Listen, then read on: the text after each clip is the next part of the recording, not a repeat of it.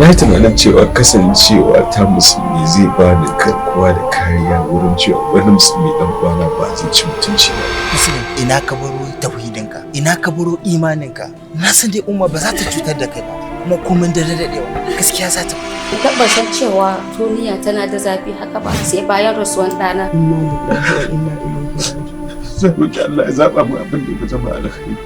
When poverty strikes like a thunderbolt. Dukiyar Alhaji ashe ba nashi bane.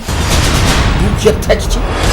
Starvation, tension, confusion, and commotion hits the population of the nation, leaving them with neither intervention nor solution. Karka ja min sharri ma wasu su dauka ina da wata alaka ta nesa ko ta kusa da ni ba ubanka ba. Za ka shiga hurumin uban. Ban ga ta yadda za a yi haɗa su da sintaccen mata. Mu aiki ya fi cancanta kuma ya fi dacewa da a irin wannan rana. Kai sai dai ka tare a POS da kuma caji. Matakin Rayuwa.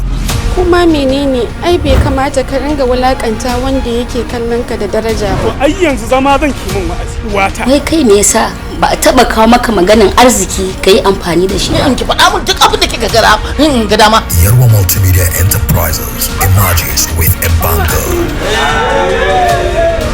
Matakin Rayuwa.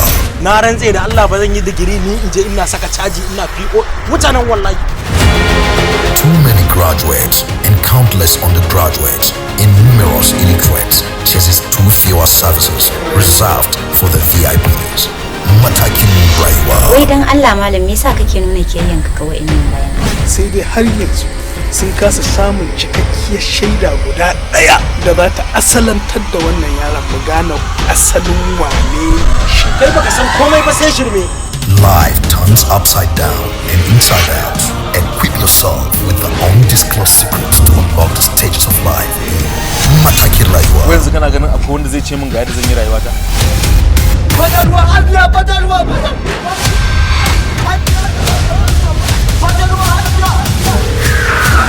Matakin Rayuwa.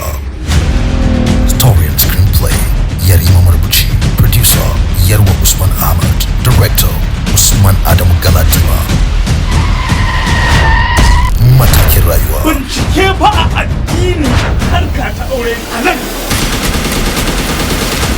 Matakin Rayuwa. Hitting your screen sooner.